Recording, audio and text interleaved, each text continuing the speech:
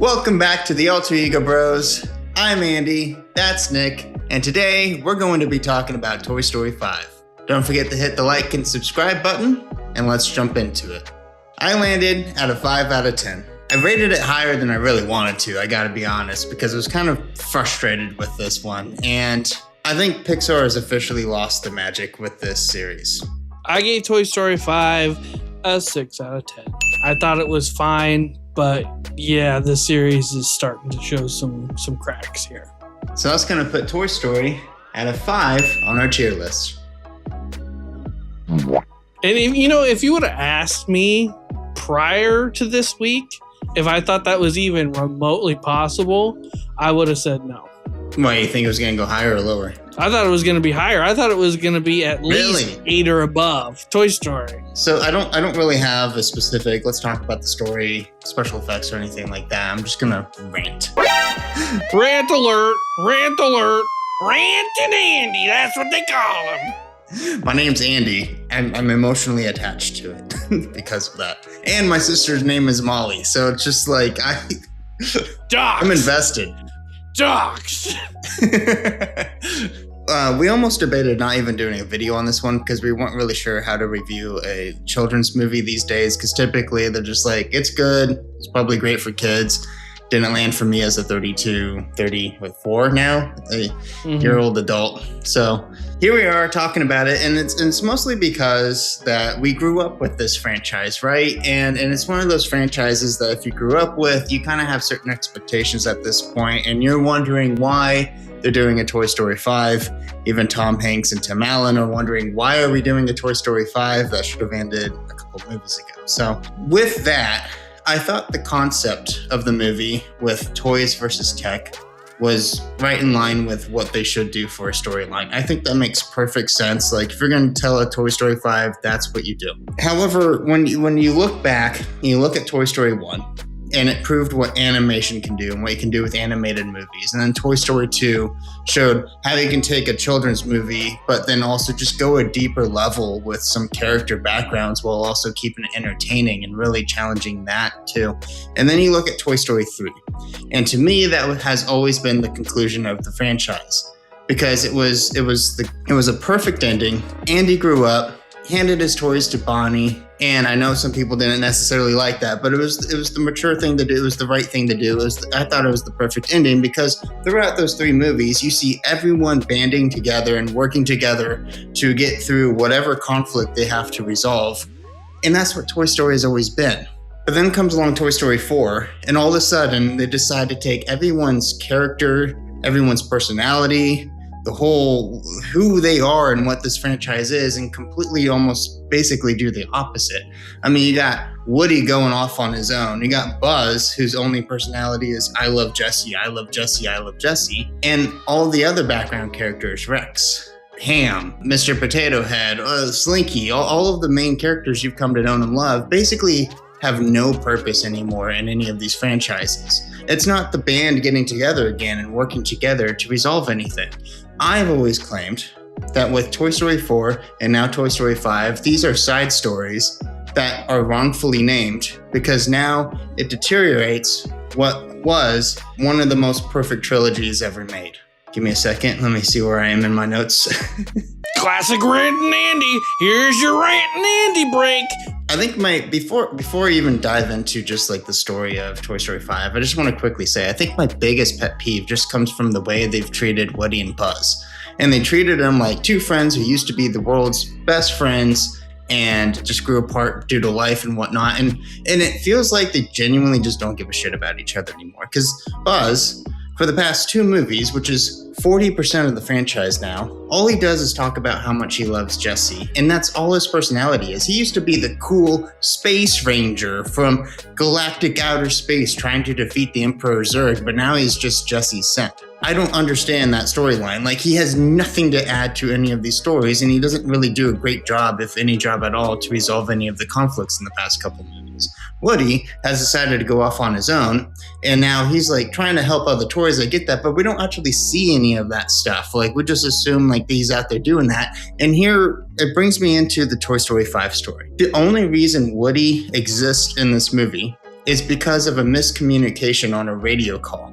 There wasn't a single point where any of the characters, Buzz, Jesse, or any of them, said, hey, let's call Woody and have Woody come over and help us. He only came because of miscommunication. None of them wanted him there, apparently. When he's there, he's welcomed, but he's welcomed briefly by the background characters. And even his purpose in this whole entire film is barely anything at all. Like, these used to be action figures, you know? Like, you are an action toy. And they used to go out and they used to, like, go into the world and, like, they did things. They touched things. They did tangible things, but all they did to resolve conflict in this one was send a few emails. Like, we literally just watched them send some emails, and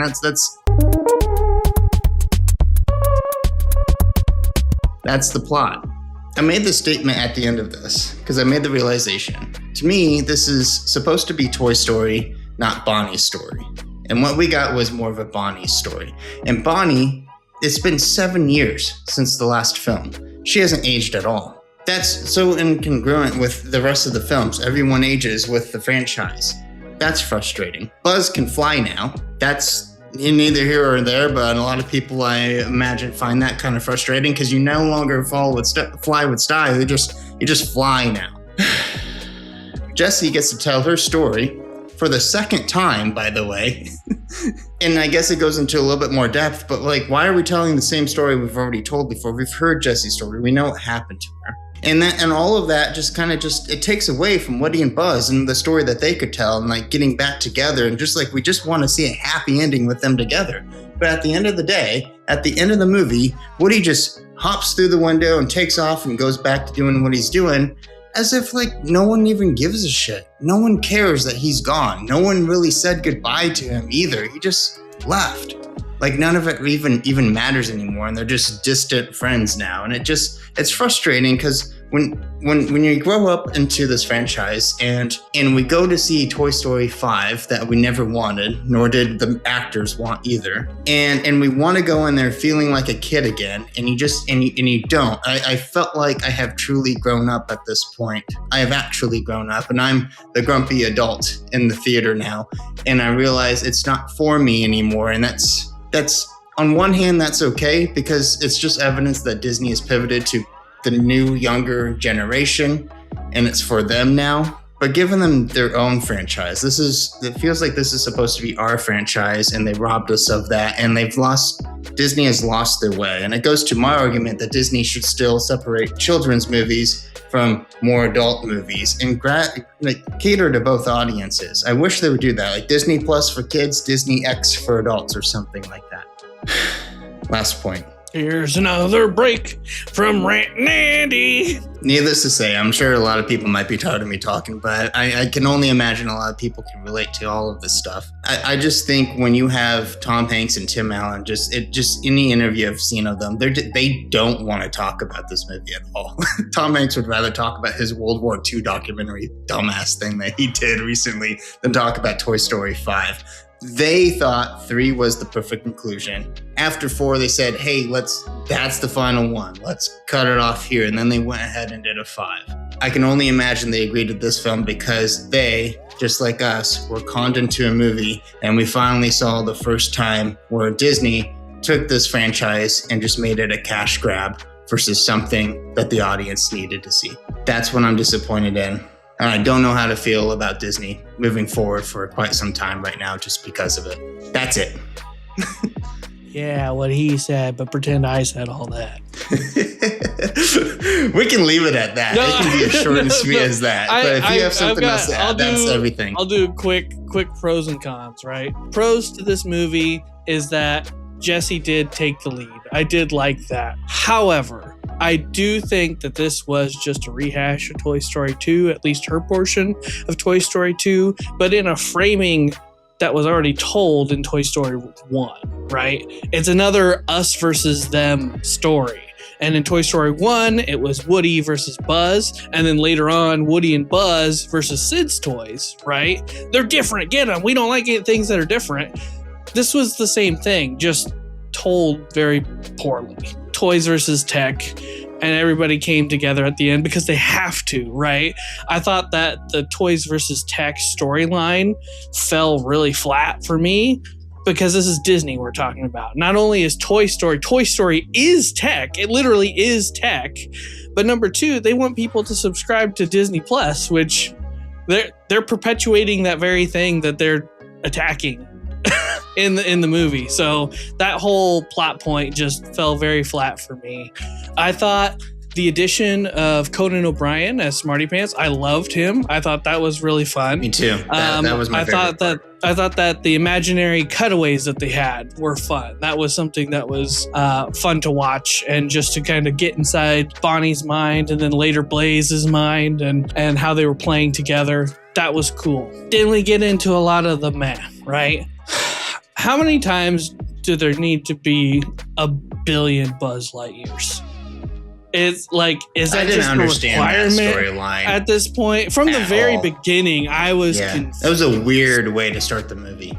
It was so weird. It was so unnecessary. And they were just there to be a MacGuffin, right? They're just there to help carry the plot, literally carry the plot from one place to another. I thought this movie was really hard to get into emotionally, because the conflict really came from the interactions between Bonnie and the other girls with the tech in between, right? And that's not really something that I think is universal quite yet. That's not something that I personally lived. Maybe it's something that other people can get into more. It really wasn't emotionally investing for me. I think all of them so far have at least had like a key tearjerk moment, and this movie did not have that for me. As you alluded to earlier, leaving a majority of the gang behind. They were literally in a box in the garage for a huge chunk of this movie. And it was like, why even put them in then? Oh, I know why, because they have to sell toys of them later on. And then having Buzz and Woody in the movie at all, when they're just doing their greatest hits, and they're just like, oh, hey there, cowboy, hey there, space ranger, and like, it's like they were just propped up to say the lines that they say in the other movies. And it was just so bizarre. They had no purpose. They had no reason to be there. And to your point, the franchise really should have handed itself off to new toys after 3. And we should have been talking more about Bonnie's toys and not Andy's toys in Bonnie's room. The whole thing was just like, okay, that's fine. It's not for me. I get it. But I will say the kids that were in my theater were having a hell of a time. But I think once time starts settling in, I don't think people are going to view this entry as favorable as they might on initial viewing. Drink! It's not water in there, folks. Liquor. It's liquor. Oh, wow, this actually surprises me. So apparently the audience scores this around a 9 out of 10. And critically, it's an 8 out of 10. Critically, it's actually lower. Am I think crazy? Anybody taking their kids are going to be like, oh, yeah, that's good. That's fine. Maybe, but it's just like, aren't the people taking the kids us? I don't know. Well, even my kids have aged out of this, and they had no interest in going. Okay, so let's take a look at a higher audience review, because I'm just curious what somebody there has to say. So here's a 10 out of 10 that we found online, and I guess it looks like most people do find it helpful, but they have to say, some ratings are too harsh to this movie. It really was a good movie. This new film was a good arc for Jessie. She finally gets the chance to shine, and that is great, since Woody's arc had already kind of ended in Toy Story 4. This movie is definitely better than Toy Story 4, by the way. It does fall down on some cliches and bad jokes, but it's a good movie nonetheless. Such an emotional one, and I actually had a good time. Not to mention the message it tries to transmit. The antagonist's own arc is very good as well. One thing that I forgot to bring up was there really isn't an antagonist for this movie, and that's part of where I found issue. There's always been an antagonist, right? Whether that be Sid or Stinky Pete or Lotso. This movie does not have one. There's no antagonist other than the idea of something else being bad and then changing your preconceived notions around that. I think Jessie deserved better. I think she deserved better than just a rehash of stuff that had essentially been taken care of in the last few movies by themselves. She needed something else to do, and they decided to take it easy and make her one note again. This movie could have gone a lot of different ways. I never imagined that the vast majority of the story was just Jessie overcoming her trauma more than it is like Toys versus Tech, to be honest.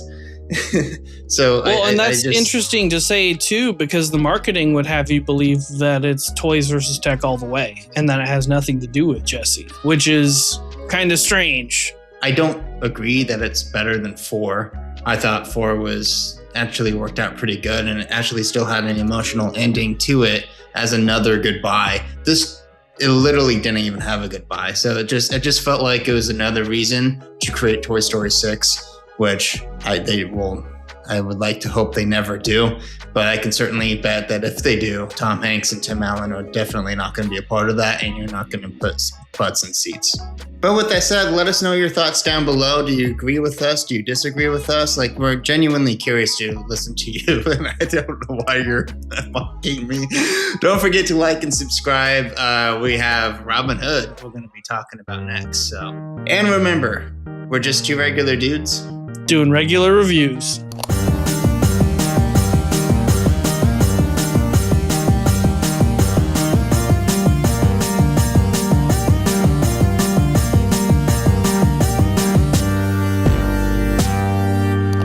That's where the story should have, like, I've always wanted that. I want to see Andy's family and then the toys reunite with Andy's kids. That's what I've always wanted to see. But that would be too smart. No, let's have Bonnie not age at all. We're saving that for Toy Story 10. See you there.